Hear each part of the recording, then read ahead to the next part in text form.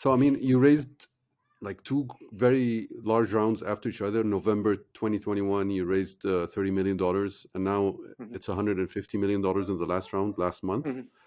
Mhm. Um, can you tell me what the valuation was for the $150 million round? So actually the closing happened before, like we announced I later. can, yeah. We don't disclose Okay. valuation, but it was pretty large. All right. We're today like the most valued or the I, most I valuable can imagine in the Maghreb at least. startup, no, in the whole North Africa, Egypt included.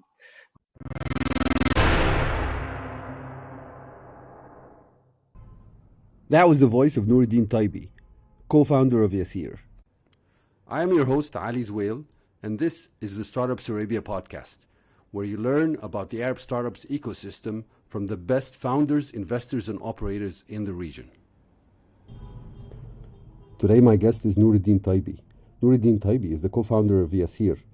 Yassir started in 2017 in Algeria as a ride-hailing app and has since expanded in many ways. It's expanded its services, going into delivery and payment and other things, and is soon becoming a super app. And it's also expanded its operation into different countries in Africa. It's growing at such a huge clip over the last 5 years that it's also needed to raise over $190 million. The latest amount of which was $150 million that were announced last month from global investors. Noureddine has an interesting background. He studied engineering in his home country of Algeria before traveling to Silicon Valley, where he spent a long time getting 3 masters in different fields of engineering and management, as well as getting a PhD from Stanford. He's worked as both an entrepreneur and in the corporate world in Silicon Valley, gained a lot of experience, and come back to Algeria to set up Yassir and invest that experience in the home country and in the home region of the wider Arab world. It's been a wide-ranging and very interesting discussion with Noureddine, and I hope you enjoy it as much as I have. Now, here's our interview.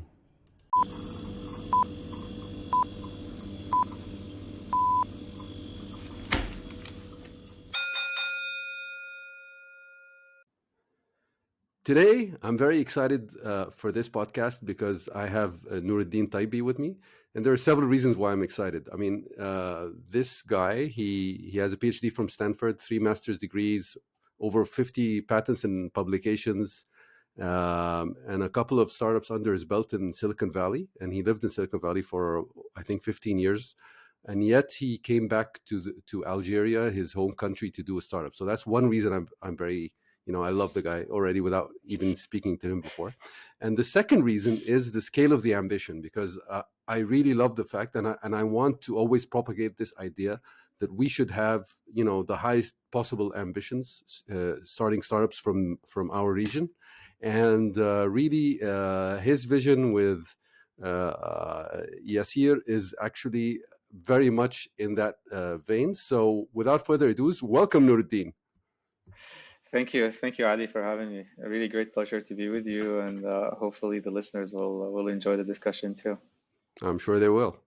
So maybe we can just, start with an easy easy question about, how you came into the world of startups. Uh-huh. How did you end up here? Oh, a series of accidents, I guess. Nothing planned. So you'll laugh, but kind of like my objective at some point was to become like a university professor. So didn't have in mind to become an entrepreneur at all. I think what made it so I was born and grew up in Algeria, so I got my engineering degree from there. And as I said, the goal was to become a university professor, and to do that, you have to get a PhD. So I Mm-hmm. applied for grad school in the U.S., and that's how I actually made it to the U.S. But ended up at Stanford. And as you know, like Stanford is kind of like the birthplace of Silicon Valley. Yep. Actually, like if you look at like really staggering numbers, like in terms of like the impact of that university on the high tech entrepreneurship scene worldwide, not just like in the US or in Silicon Valley. I remember Indeed. there was a study back in 2014 or 2015 that came up that showed that over 40,000 companies were created by Stanford alumni since the 1950s.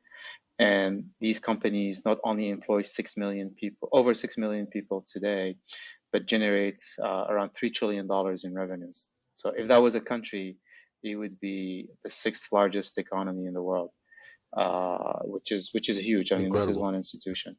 So really, I mean, like as I was doing my grad school, like, it was contagious. I mean, like everyone was talking about building things, and of course, like you see the success stories that were coming out, and yeah, it was just addictive, to be honest.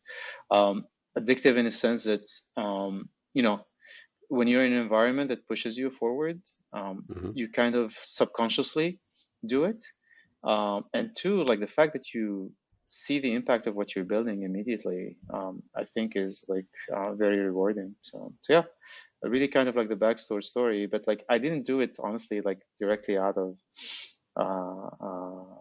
Grad school. once I got my PhD. Yeah, I did have a corporate experience at Intel for many years, but that Mm. corporate experience actually was extremely helpful because it was it was startup like, which allowed me to actually learn quite a bit.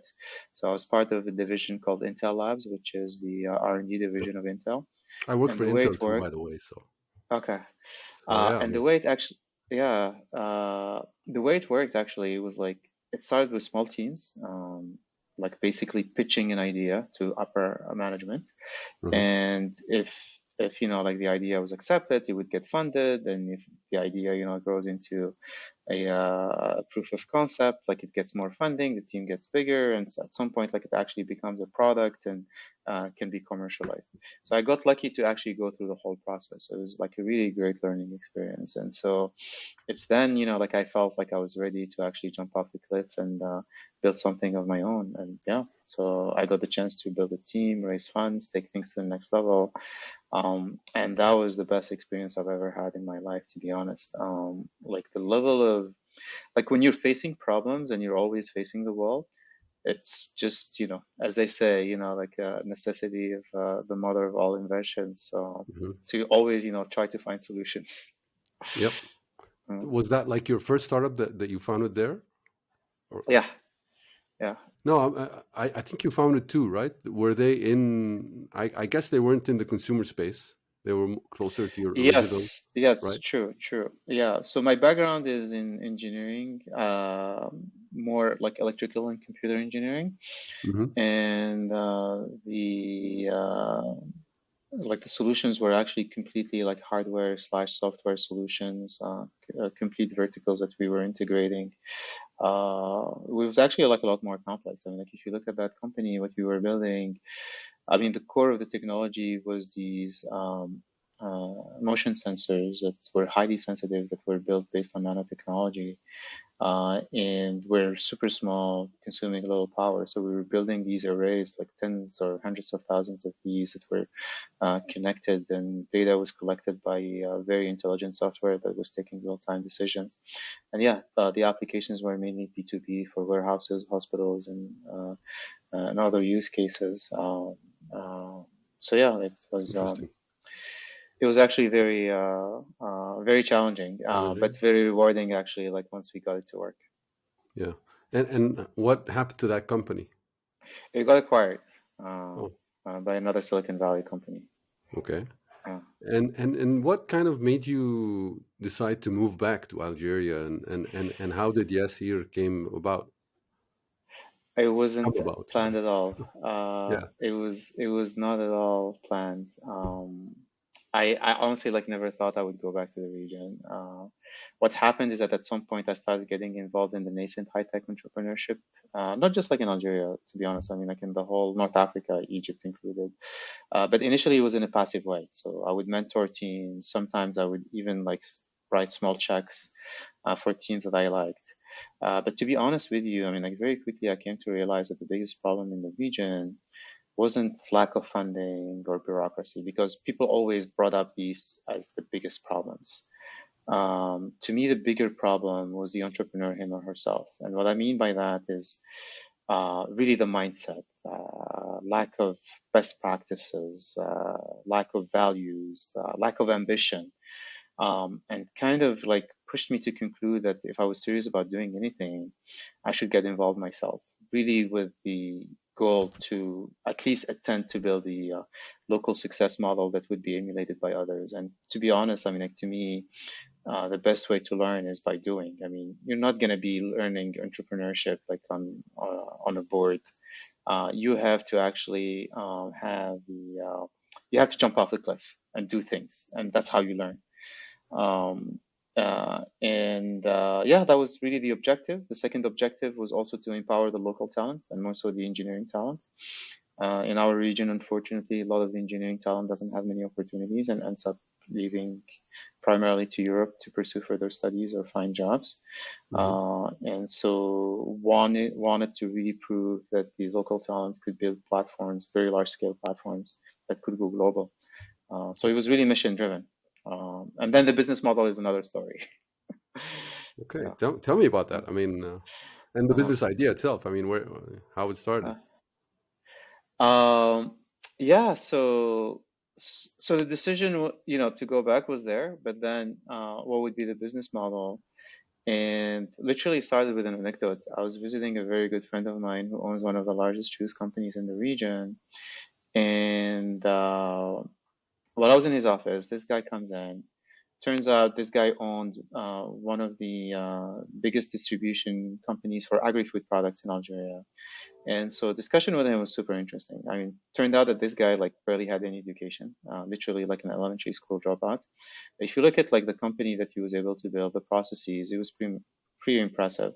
And what's really actually caught my attention is that they were doing all the transactions in cash. I mean, these are like big volumes. I mean, like you're talking about like maybe the equivalent of like millions of dollars on a daily basis, and they were Wow. all done in cash.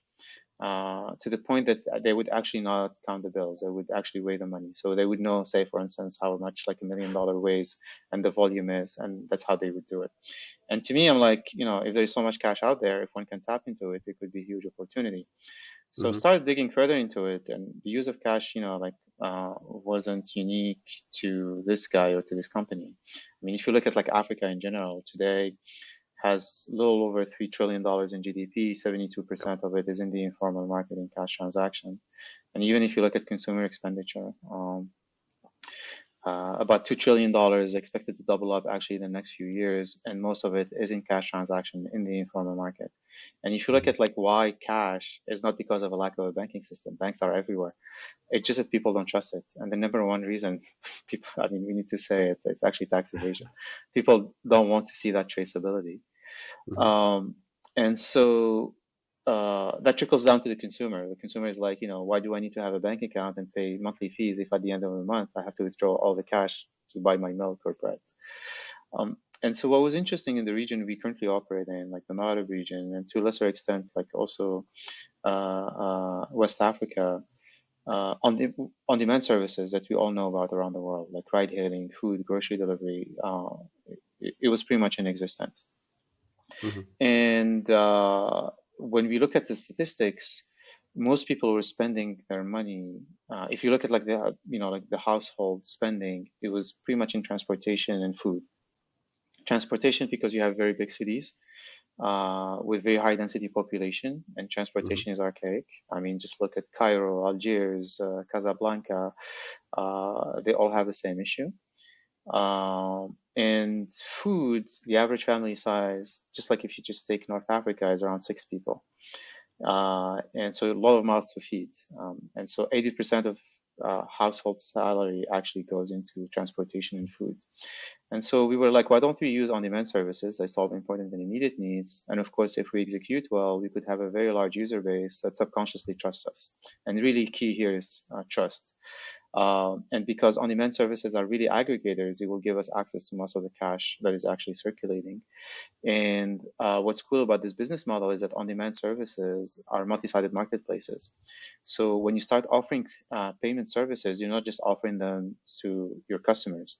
You have the supply, who are the drivers and the couriers. You have the merchants that are working on your platform. Today, we connect FMCGs, wholesalers, distributors, producers to the merchants. So it's a whole virtuous circle that we actually created through this. And so when you offer payment services, you're touching everything. And when I say offer, it's not just like in terms of really like selling the service to all the sides of the marketplace. You could leverage them too. So for instance, something we're doing today is that we're using the drivers and the couriers as mobile agents to collect the cash and transfer it into electronic money. So yeah, it's a whole ecosystem that we've built through the execution. And that was kind of like the business model from day one. It just that, when we started executing, of course, we had to build it one block at a time. One step at a time. Yeah. Interesting.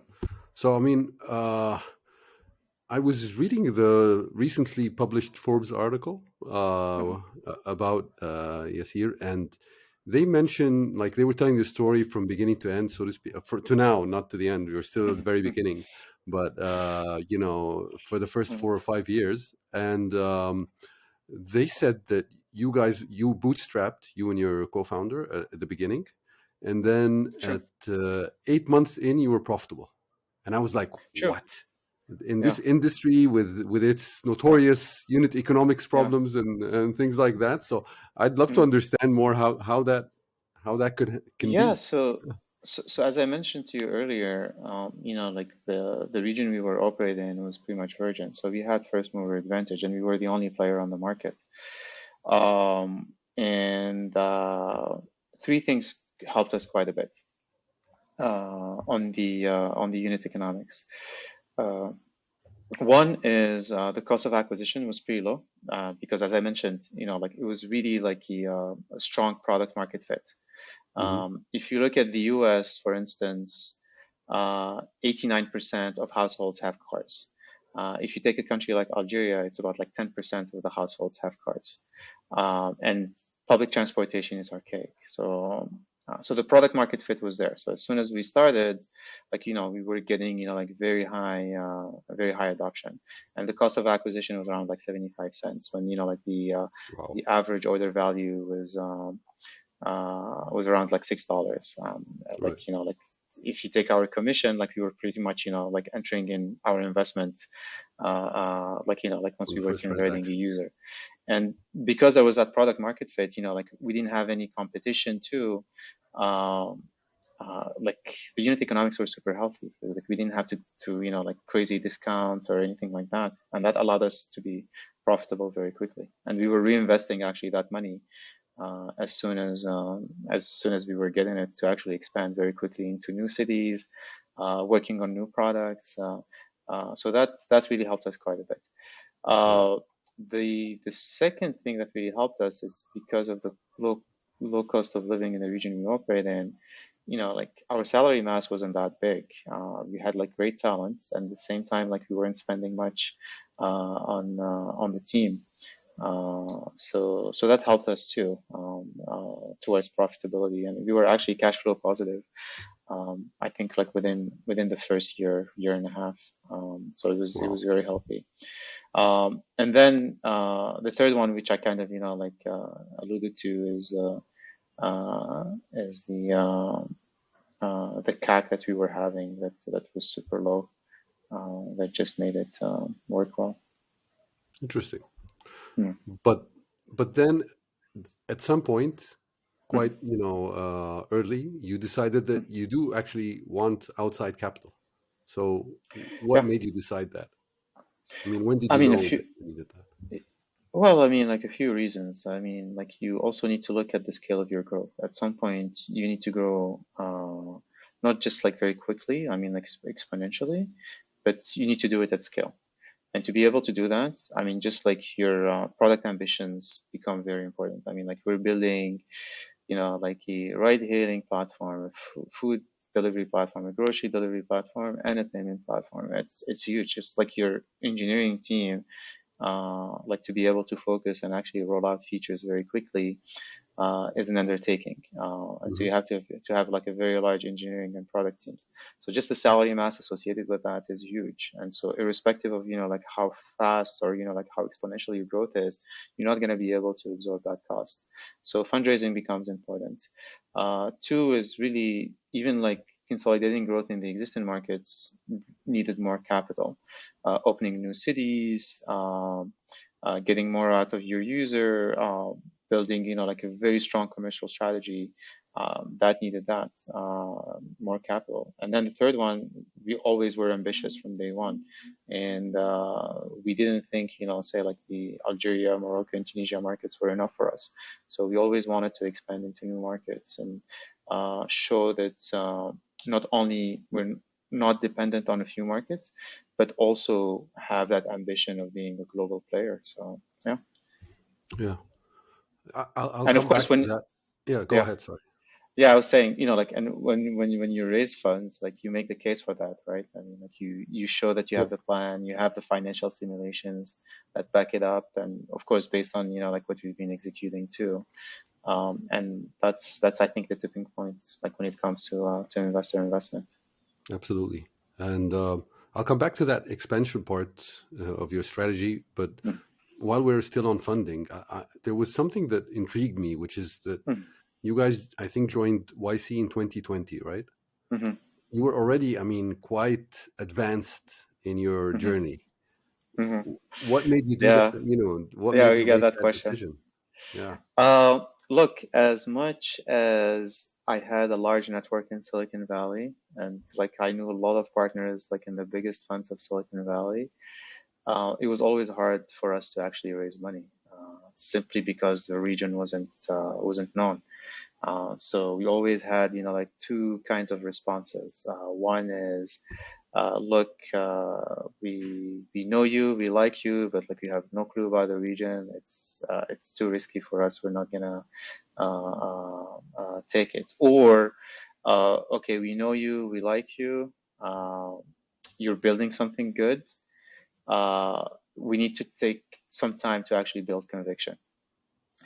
And so yeah, initially, honestly, like it was always painful to raise money, Hmm. irrespective of like the network I had, and the numbers, at least the initial numbers that we had. I mean, like we weren't at the scale we're at now, to the Yeah. point that like we couldn't be ignored. But it was the case. So with YC, like kind of like the spin that we thought about, and actually like took us a long time to make that decision. And if Mm. you talk to the YC partners, they'll tell you that like we didn't give them an answer to join till like I think the day before Oh. the program started. uh, YC brings up like so many things with it. Credibility, reputation.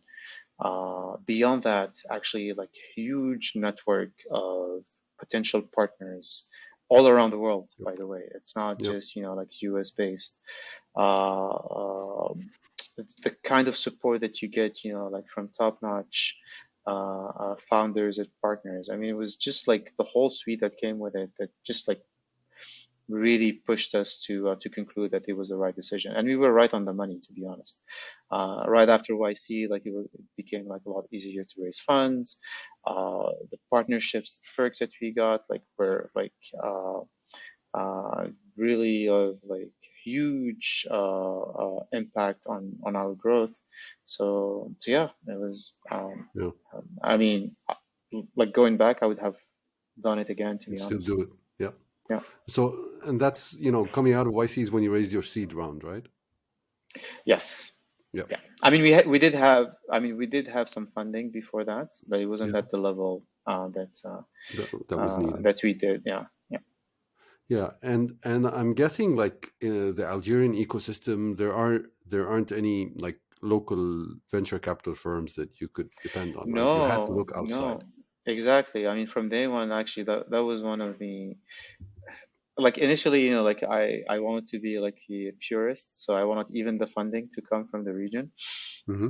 And yeah, so I mean, although like there aren't, like any VC firms, I started reaching out, like to people that could actually fund, but like no one was interested. Like actually, like no one was buying it. Like they're like, like you're just wasting your time. Yep. Yep. Totally. uh, and yeah, so I had to go back and tap into my network to be Right. able to do it. Yeah. Yeah, I can imagine, what you went through. Yeah. So I mean, while since we were just talking about your expansion, I was Uh, saving that question for later, uh, but you brought it uh, up. I'm just amazed by the scope of your expansion. So you guys are opening up in different countries and uh, simultaneously working on adding new services, mhm, uh, and that's, I mean, people don't typically do that. They typically either go deep first and then start wide, or they mhm, go wide. But mhm, you've been very early on in your in the yeah, story. You've been going to Morocco, uh, Tunis, etc. So I mean, what's the thought process that went behind that? Why did you adopt this strategy? Look, there are two elements. One is the competitive landscape. So you really want to, like have that first mover advantage and grab as much as possible share wise. So it was really important that, like we expand in as many cities and at least, like regionally, like in the Maghreb region between Algeria, Morocco, and Tunisia, and establish ourselves as, like an, like strong player to reckon with. So that was extremely important. And then like in terms of like the multi-product offering, I mean, as I mentioned earlier, like it was from day one our ambition to go there to ultimately get into the payment services. So it was really important for us that we build that ecosystem of interdependent services. But what was good for us actually is that like our first market, which was Algeria, kind of like became the lab for these products. So we would not, like launch them, like simultaneously in all the geos. We would make sure that we roll it out, like we understand how things work. We build our playbook, and then transplant it into other geos. Hmm. So the combination of the two just like made it like a lot easier because Algeria was kind of like an like totally acquired market for us. So even if we had missteps, like we would Hmm. still be fine, if you see what I mean. Yep. Yep. um, and so really allowed us to understand things, iterate very quickly, and just plow through it, and just be bullish. Right. I think as entrepreneurs, like we really need to like to have that level of risk, of course, calculated, but it's that risk that usually like allows us to succeed one way or another. Right. So kind of expanding geos was about not ceding market share to players who were moving into the other geos, and Exactly. making sure you have that. And the product expansion was really about the strategy of the company and what you needed to execute on. And you Exactly. always had Algeria as a stronghold, and that was kind of how you did that. And I'm so how did it go? How did the story go? Did it go kind of Algeria ride hailing in Algeria, and then ride hailing in Morocco and Tunis, etc., and then Correct. starting the new one more product, and then adding that to the other Exa- countries, and doing that exactly. Yeah, over and over? totally. That's Wow. how it happens. That Yeah. must have been very challenging to execute. Yeah, too. And we also had COVID in the middle, so, which Oh yeah, didn't make things easier. right. We were actually pretty lucky that uh, Yep. we launched the food delivery service in Algiers in November 2019. And it Right. was like a very basic product. It was like actually like it had a lot of issues, Hmm. and we were just like trying to understand things both from a product but also like from a user point of view. And Hmm. then February came and we started seeing what was happening in China, Lockdowns. and even like Yeah. Europe started being hit, and we were like, if we don't do anything now, like we're gonna be in big trouble. So we took the risk to actually launch food delivery in multiple cities simultaneously by March 2020. And Wow. that was a lifesaver, because all of a sudden, like we had all this user base that wasn't going home. I mean, wasn't going out from home, Yep. but needed food, right? Yep. We also had like these drivers that like no longer Needed money. were Uh-huh. giving rides, and so needed to work. And then you had all these merchants or like restaurants that needed to make Business. money too. Yeah. And so it was really the best time to actually educate everyone, Yeah. without actually costing us much. And so that allowed us to keep growing through COVID. And then when 2021 came and things got better in the region, we really got good at cross-selling between the products and getting the most out of each user that we had, Nice. and kept that momentum going till now. Right. Yeah. And what have been the biggest challenges? I mean, operating in a place, in a country like Algeria or Morocco, as opposed to what the kind of challenges that would meet a startup in the US, since you've done both. Mhm. How is it different? Uh, Different at many levels, to be honest. And to me, like the biggest difference, and I would say like the biggest challenge, is the mentality of the people in our region. Um, there are two things that I feel like are big impediments. One is the lack of ambition, and two is the lack of attention to details. The rest, honestly, I mean, like if you have like folks that have these two qualities or two values, like everything is surmountable. Bureaucracy, kind of like execution on the ground, like uh, so to me, honestly, I mean, and it's still today, like unfortunately we have to say it, it's the quality of the talent that you get. And it's honestly, I don't blame people. It just our educational system pushes people to be like that. Our work environment, like the industry in itself, like pushes people to be around that. Always, like having someone on top of you, micromanaging you, kind of inhibiting, your creativity and Yeah, your agency. attention to yeah. Yeah. And so yeah, being able to actually hire folks and identify these values and qualities in them was the most challenging thing. And as you Mm. grow, doing it at scale, it was even more challenging. So till today, to be honest. Yeah. Interesting. And I'm contrasting that with something you mentioned in, I think, the TechCrunch article, Mm, which is that you want to hire 100% of the technical talent from the region. mm, So yeah. how have you balanced these two, things against each Yeah, other? This challenge. it's not easy, Yeah. and actually, so we got to a point where it's getting super hard to get talent in from the region. And I'm not even talking about quality. I mean, even talking about quantity. We became the largest software developer in the whole Maghreb region within 3 years, which, like in one way, like we're of course proud of, but at the same time, we're not that big of a team. Just to tell you, like how underdeveloped the region is.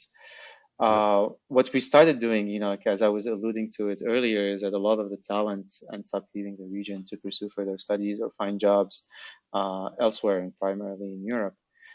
So now we're actually tapping into that talent that is from the region, that's like left and went to Europe and is working now like with the big tech companies in Europe, uh, Hmm. that identifies with the mission, that sees that we actually are building something strong, and like there is really an objective, a mission, and a strategy and execution behind it. And yeah, so we're like for us, we're doing the other way around. Like we're actually bringing people back, Yep. Yep. and these are like experienced people that have already done it before, which like in like the industry we work in, it's super important to have like folks that have Absolutely. done it before. At some point, like especially if you are in the growth stage, you don't have the time to reinvent the wheel. You need to have folks that Yep. boom, like from day one, come in and execute. Yeah. Get it done. Yeah. Yeah, man. So you're kind of hiring the younger version of you. I mean, a younger youth, kind of. getting them to I join don't, yeah, you. Yeah, I don't know if it's like a version of me, but yeah, yeah, we're like people who went abroad yeah, to be and like gained yeah. experience on how to get things done. So Yeah, yeah, because honestly, I mean, like one has to say it, 99.99% of the people are still attached, like to their region or to their home country. It's just that they didn't have opportunities or, like a model in which they identify absolutely. with and can contribute. So honestly, like when they see that offer, like you could see that the barrier is far much lower. I mean, of course they think about it, but um, they're very attracted Yep, by the idea. I can imagine. Mm. Okay, I wanted to ask you now. I mean, going to the market and the marketing aspect. I mean, Mm. it just seems to me. I mean, you don't have a two-sided marketplace. You have a multi-sided marketplace. You have consumers, merchants, drivers, Yeah. many other people. So I mean, how do you get the messaging right? How do you communicate to all these people effectively? Uh, How do you manage that? yeah, really, like the brand becomes super important. Um, Mm, uh, so, so we built that brand from day one, and kind of like the image that we were giving. Of course, you take it from the name of the company, Yassir, hmm. which means like in Easy. Arabic, easy. Yeah. So mission statement is as simple as making the lives of our people easy while infusing social values through our products. And like three key terms like you find in the mission, which we hammered like in terms of brand building. The first one is our people. So we always made sure to, put ourselves as this local champion, from the region to the region. Hmm. Uh, the second one is making people's life easy, and like we were always choosing products that were actually solving real problems on the ground, and then infusing social values. The fact that like you use your phone, I don't know, to order a ride or food or groceries, and where like cash is primarily used, you're subconsciously actually building trust among people. And that mission-driven brand building was really key to acquire all the sites of the marketplace as quickly as possible. Add to it, of course, we had product market fit. The combination of the two made us grow very quickly with little cash and be able to have like very very sound unit economics. Okay. So Yeah, you really focused on building brand, yeah, and then that makes the follow up easier. So when somebody from your team walks into a merchant's place, telling them about this here, they already know what it's about, and how it can serve them, and trust it in a way, and that exactly. kind of makes Yeah. everything Yeah, follow yeah, yeah. through And then easier. and then it snowballs, right? I mean, like you have a viral effect, and people start talking about you, and yeah. Right. And So. I must say that the story of kind of like a founder with Silicon Valley experience coming back to the region does help quite a bit. And we leverage that as much as we could. I mean, you can see it, of course, like in all the PR that we do. Mhm. It's always something that comes back, which is honestly like 1,000% true. But it Yep. also helps like in terms of Yeah. growth. Yeah. I mean, it makes sense to use it if it's effective, especially as long as it's true. Okay, so I can imagine. I mean, generally speaking, your business is pretty tough on the. There's a lot of regulatory hurdles that you have to pass, and I can imagine that Algeria wasn't that easy. I mean, how did you go through? Tread through that uh, situation. The Uh, regulatory yeah, yeah, yeah. environment and So government it's affairs. it's it's a, honestly it was the same play. Like we're a local champion. We're not just here to sell a product or a service. We're on a mission, Hmm. and the mission to empower the local talent and most of the engineering talent. and the um, the decision makers like understand that, because brain drain is a big issue in Yep. like in North the whole Africa. Maghreb region. Yep. I mean, honestly, I mean, like in most of the Arab world, Yeah. and like just take a country like Algeria, which is about 45 million population. You have easily like 4 or 5 million that are primarily in France, and these Yep. are like primarily doctors, engineers that couldn't find opportunities in the region and end up leaving. I mean, now like today, say for instance, you go to Paris, like any of the biggest hospitals, like all the Yep. doctors are pretty much Algerian. Same Yep. thing with engineers, like you find them everywhere. Yep. And so, yeah, brain drain was a big issue to them. They saw like we were on a mission. Again, it did help uh, that they were seeing someone that succeeded somewhere else, like had like like a very big experience in kind of like the hub of high tech.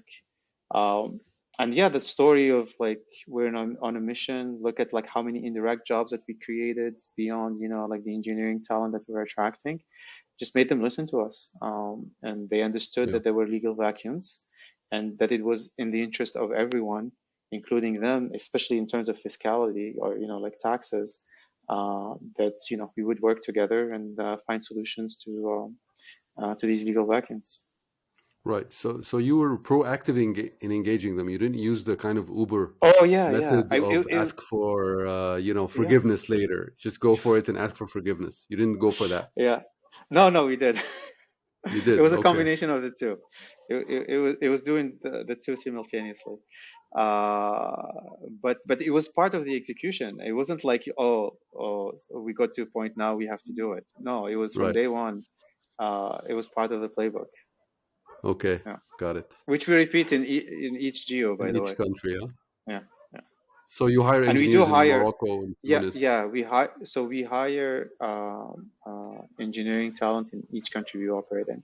I mean, even Hmm. today, like we have operations in Senegal, so we have engineering talent in Senegal as Nice. well. It's part of the mission, really. But it also helps building, like that local champion position. Yep. Mm. Okay. So going back to the fundraising aspect, I mean, it's Mhm. important to have the right VCs like next shoulder to shoulder with you on this Mhm. journey of yours. So Mhm. how did you choose the ones you ended up working with? How did you approach them? Yeah. Uh, how did you prepare for that? Well, I mean, there are two things. Of course, like in a fundraising process, you talk to as many firms as possible. So you kind of, like keep all your options Yep. open.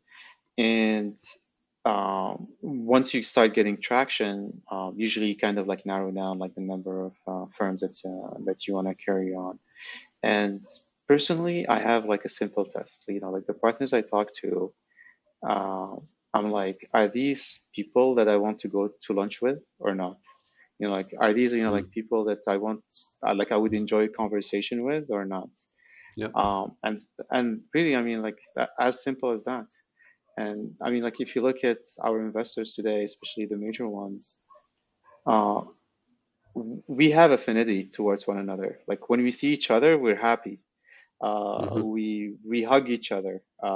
Right. Like if we go for a coffee or lunch, like we share food in like the same plate. Yeah. Uh, it doesn't mean that, of course, like we all have fiduciary responsibilities and like we have to work towards Yep. Of those. course.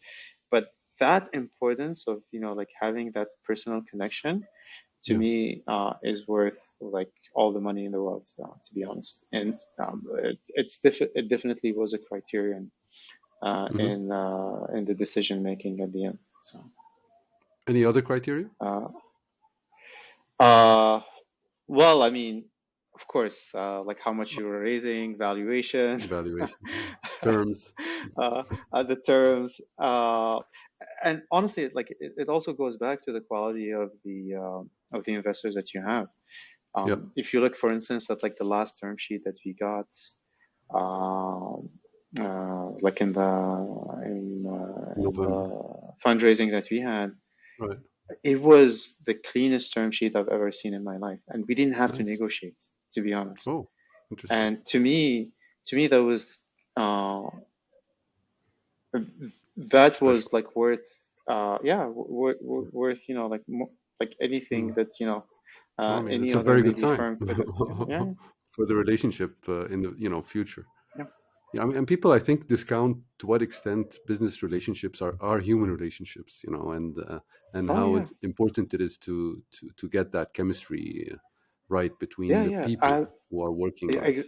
Exactly. Look, I mean, we tend to complicate things, and we think that like the more complex, the better it should be. But Hmm. honestly, at the end of the day, it's actually like we need to make things simple. And Right. the way like our fathers and grandfathers did things, it was just like a handshake, and like trusting one another. Yep. Yep. That's how we should do things here. And to be honest, I always tell people, it's like even if your trust is betrayed by someone, uh, one should not stop trusting others, Right. because like if like as soon as we start doing that, like we fail as a society. Yep. uh, and so yeah, And there's I'm so still much like old overhead and school. so much time lost and so much, Exactly. Yeah, the yeah, yeah. speed of trust is not to be messed with. Exactly. Yeah, Yeah. yeah, yeah. So I'm honestly like very old school when it comes to that, and I'm gonna continue to be. I think, to me, honestly, like it's an important value, and people Hmm. always think that like because you're doing tech, that you should not be old school. Right. I don't see them as mutually exclusive. On the Yeah. contrary. Yeah. Agreed. Yeah. So, I mean, you raised like two very large rounds after each other. November 2021, you raised $30 million, and now Mhm. it's $150 million in the last round last month. Mhm. Mhm. Um, can you tell me what the valuation was for the $150 million round? So actually the closing happened before, like we announced I later. can, yeah. We don't disclose Okay. valuation, but it was pretty large. All right. We're today like the most valued, or the I, most I valuable can imagine in the Maghreb at least. startup, no, no, in the whole North Africa, Egypt included, Okay. and one of the most valuable actually in the whole. I would say like even EMEA region, like Right. Europe, Middle East, and Africa. And So I so can yeah. imagine just sorry, go ahead. No, Go so I ahead. mean, like we're very strong, honestly, today. Congratulations. And what makes me happy is the fact that we've done it, like locally. And um, to Yeah. me, like I did believe in the dream initially, but I also sold the dream. Um, and when I see team members, like working like super late at night, like 1, 2 a.m., like preparing for the day after, and the drive is really ambition, nothing else. Like, Hmm. trying to make that dream reality. Yep. Yeah, that's the most important thing. Yeah. And like when I see these guys, I'm like, I That's cannot fail them. energizing. So, no, honestly, like I'm stuck. I cannot fail them. Yeah, I can And imagine. yeah. And the other thing also, Well, like we don't see much, although like it's changing now. Like we give like equity to our team members, and like today, about like 15% of the total shares of the company go to the team members, which I think yeah. is super important. Like anyone that's participates in the success of something has to have a part of that success. Um, I'm a strong believer in that, and I'll never compromise when it comes to that. I'm glad you mentioned it as well. So, because I really think it's important for the whole ecosystem in our region to understand the importance of giving equity to the team that Oh yeah, pulls these long lights and really yeah, is yeah. a part of actually the Look, I mean, reason we all behind the succeed. success. Oh yeah, Yeah. we all succeed So thank together you or for fail mentioning together. that. Yeah. And I guess it's the typical structure when VCs from the US, where it's a Delaware company and you have the subsidiaries and all that, of course. Just for our Mhm. listeners to understand, how things need to get done. Oh yeah, Um, yeah. Of course, we can yeah, get into the organizational structure. And, yeah. yeah. So I mean, speaking of people who are like there till 1 a.m., 2 p.m., I mean, you have teams in several geos. You have teams building several products at the same time. You have different functions reporting into you. I can imagine. Uh, how do you manage your time? How do you divide your time up? Oh What do man, you prioritize? How do you do that? it's crazy. So my days start at like 5 a.m. and they can easily end at like midnight, 1 a.m. So just to tell you, like Hmm. today we're talking, I went to bed at 5:15 a.m. and my first meeting was at 7 a.m. Ouch. Just to give you an idea. So Yeah. yeah, like very busy schedule, and it's pretty much like this all year round. Um, um, of course, like you delegate as much as possible, and as you keep growing, you need to have like people that you can rely on. You identify like the most important functions, and you need to trust. Of course, like there are feedback loops and processes that like allows you to measure the growth or the success of like each team member or each team. Hmm. And these are like like OKRs and KPIs that we include even in our BI, so like they're very visible, and we can Hmm. like tell what's happening immediately, and if like something is not working, we can remedy to it like very quickly. And yeah, that's what it is. I mean, So, today, I mean, as you can imagine, like I'm involved in like a bunch of things within the company. yep. One is product and engineering, because I'm an engineer by background, so I tend to try to gravitate towards that Hmm. a lot, which I think is really important because uh, usually, like companies, and this is, like something that you see statistically, and like for instance, VC firms are like very aware of that. Most of the successful companies are like founder driven, uh, Yep. and uh, and to me, honestly, like product is like one of the most, if not the most important thing in the success of a business like ours. So that's something like I try to spend a lot of time in. Of course, fundraising takes a long time, and also investor relations, Hmm. operations, finance. Finance becomes like a super important aspect as you reach Yep. like that growth stage. Yeah. And of course, like legal, PR, marketing, like all these, like I tend to spend time and make sure that like we're on the right path to keep up with our growth and ambitions. And what about recruiting? Yeah, today, like one of my most major tasks is getting the C-suite right, and Right. it's no easy task. I can I imagine. mean, a, a, today, like I reserve maybe at least like 10 hours in a week in talking to candidates, reviewing candidates. These are like blocked in my calendar. Yeah. And this trickles down to everyone in the team. I always tell the team that irrespective of like how busy we are, we cannot compromise in the quality of the hiring that we do. And you can Yep. imagine, like we're at the growth stage, like we're hiring like 200 people a month, or if not more.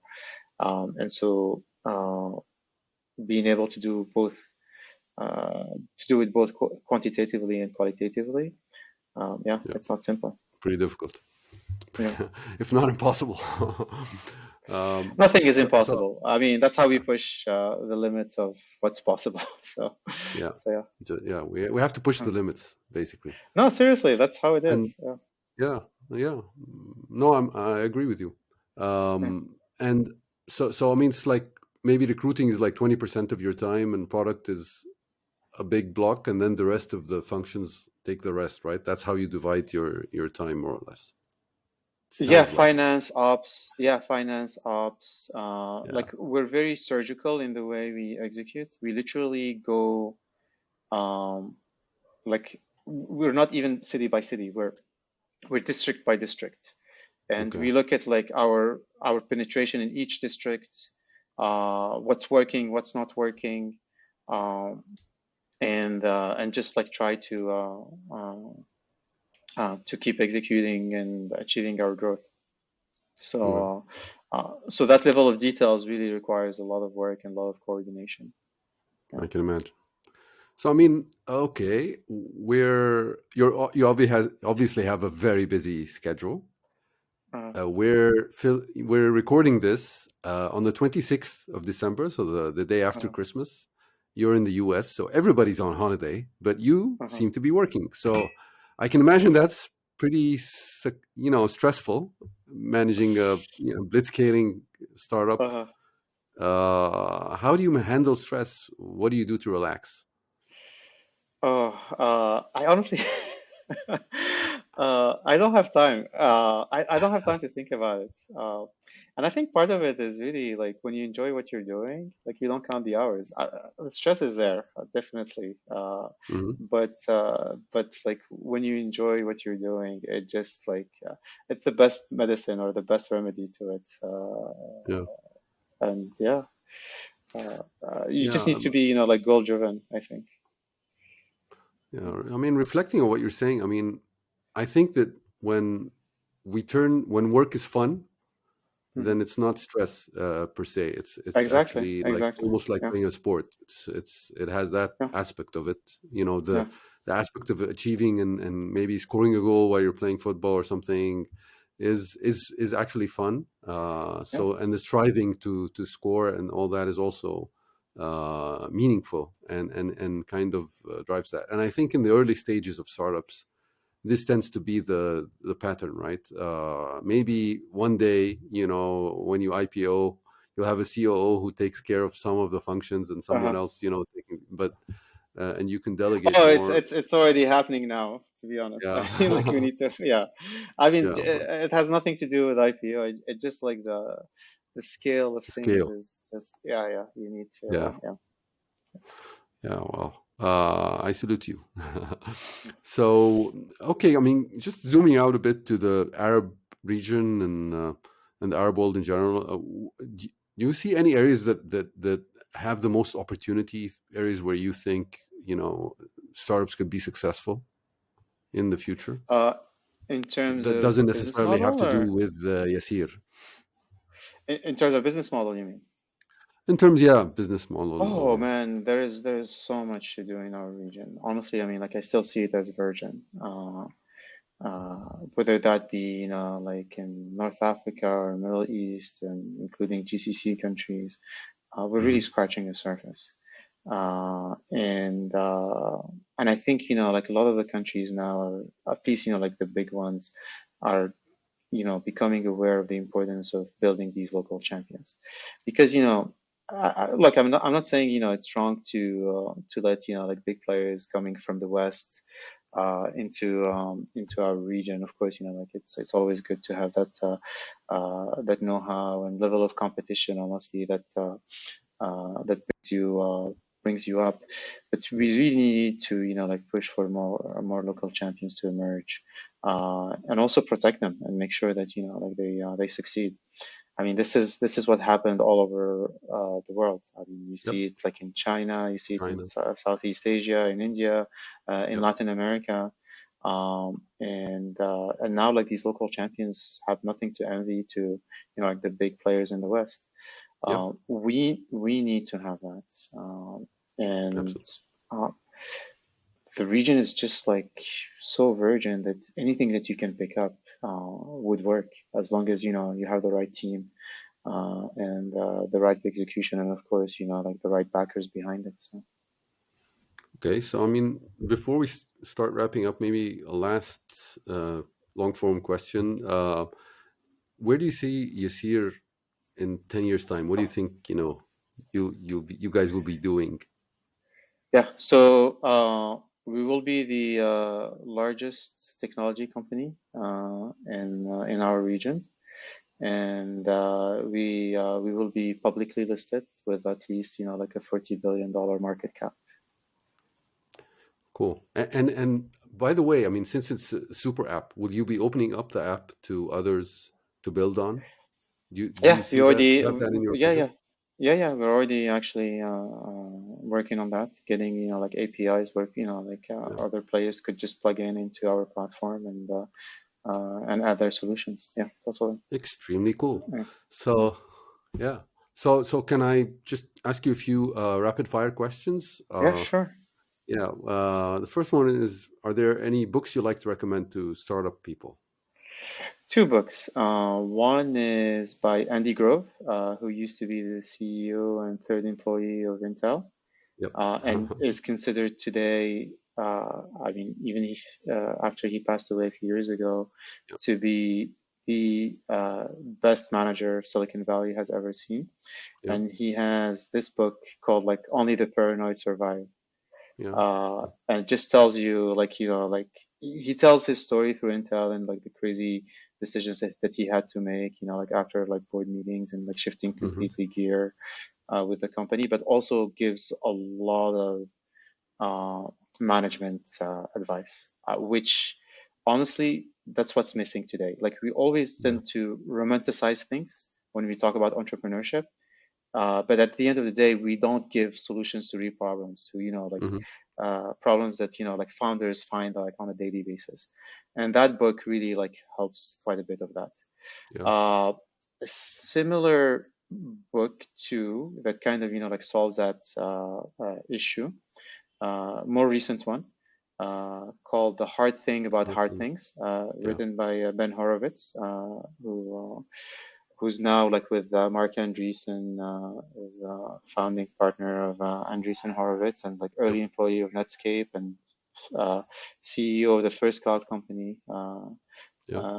in the world that was acquired by HP, Hmm. Loud Cloud.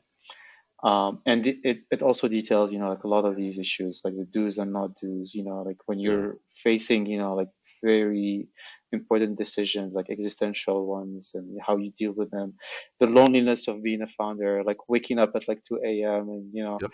Yep. almost crying, it's like all these things, really like hands-on, Yeah. honestly advice, which I truly advise everyone to read.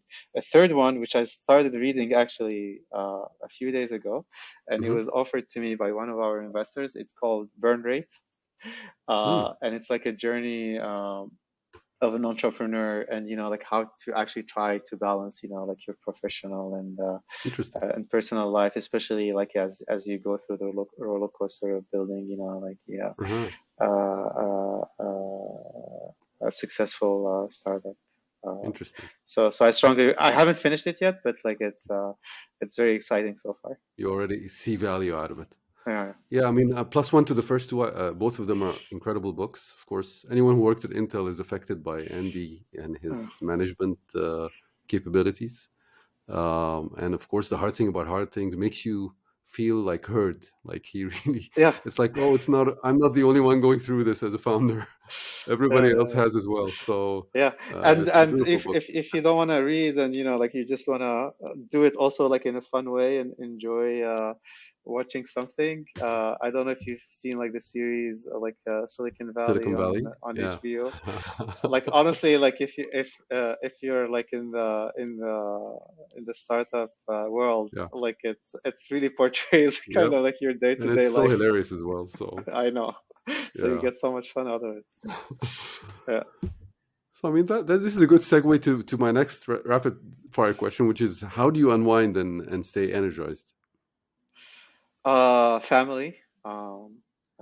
Really, or especially spending time with the kids. It's you know, like when I see my kids, I'm like, you know, like I want them to live in a world where you know, like everyone has equal opportunity, irrespective of where they're coming from, irrespective of Hmm. what their ethnicity is, irrespective of whether they're female or male. And honestly, I mean, like they're my source of, you know, rest, inspiration, ambition, you name it. I really want them to live in such a world, Yeah. and just, you know, seeing them grow, do things, try to inculcate these values in them, as like it just brings, you know, like so much rest, honestly, and peace of mind Yeah. Beautiful. in Hmm. my hectic day-to-day life. Okay, that's a beautiful answer. And the third question is, who do you think we should get as a guest on the podcast? That's a that's a tough one. If you have any Honestly, suggestions. like we have great entrepreneurs in the region that are emerging.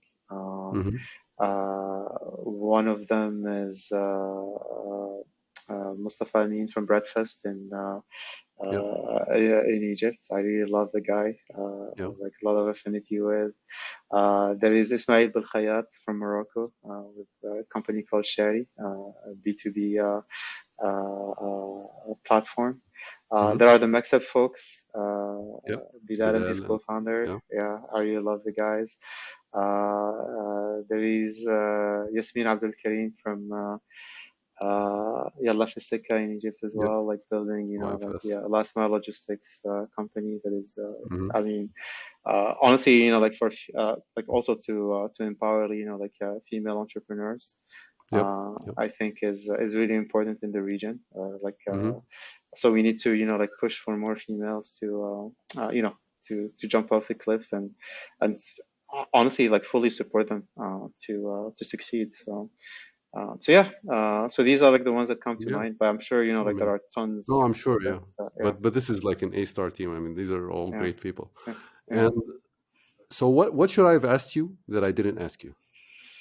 Oh, I don't know. uh, One thing that I always, try to propagate. Uh huh. Um, um, I'm maybe a bit philosophical. Um, I'm an engineer by background, and the basis of any engineering education is, like science in general. Like all the sciences, whether that be math, physics, chemistry, you name it. Yep.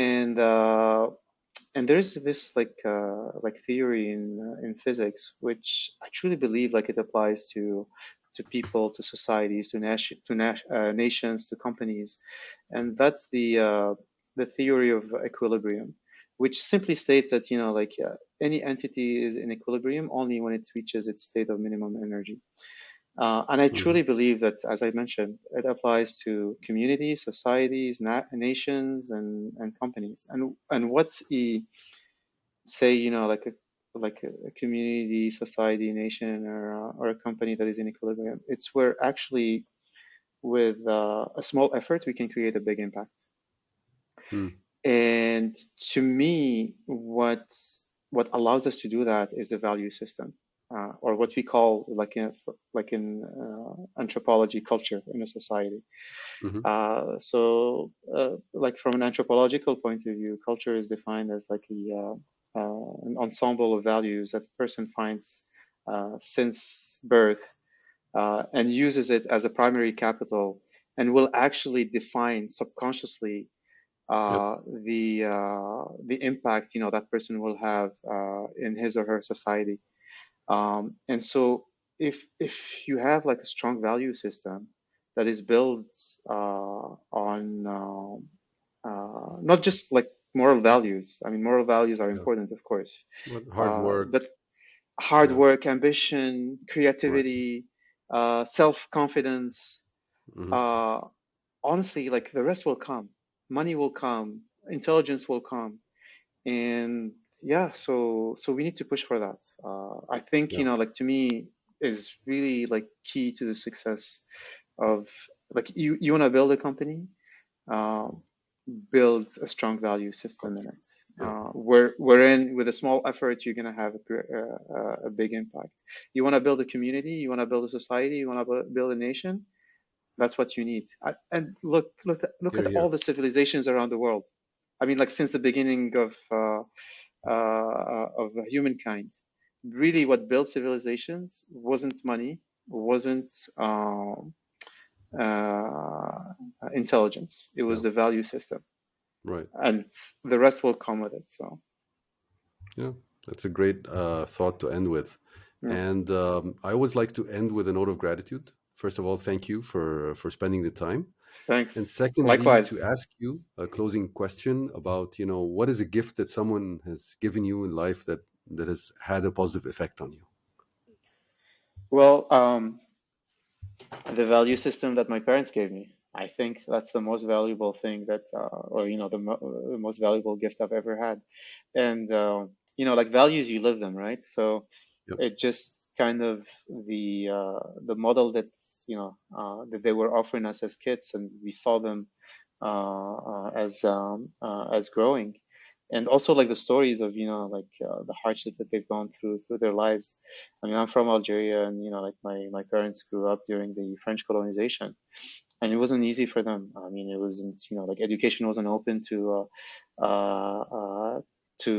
them the way it was open, like to French citizens. It was always hard. Sometimes because they were Algerians, they weren't allowed to get into things, or sometimes even risk to actually stop their education. But they persevered. I mean, they were ambitious. They always believed, like there was something better coming up. And just honestly, like to me, growing up in that environment, that was and being inculcated those values, that was the best gift that I could ever have. Wonderful. It's always Yeah. wonderful to have a role model in life, Yeah. and a positive role model like that. Yeah. Thank you very much, Noureddine. It's been a great talking to you, and hopefully we'll see Thanks. you It was again sometime on reciprocal. the podcast.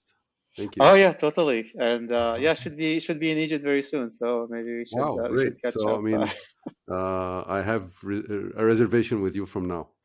Sounds good. Sounds good. We'll have some kushari together. Inshallah. Great. Lots of sauce on it, hot sauce. All All right. right. Thank you very much. Thank you. Take care. Thank you for listening to this episode of Startups Arabia podcast. If there was something you really liked about what the guest said today, reach out to them on social media and tell them what you liked. And of course, if you haven't subscribed yet, what are you waiting for? You don't want to miss any of our great upcoming episodes. Also, please rate us and give us comments on our social media accounts so that we know how to improve. And also tell us what you like. We don't mind hearing that either. Until next time, this was your host, Ali Zwail.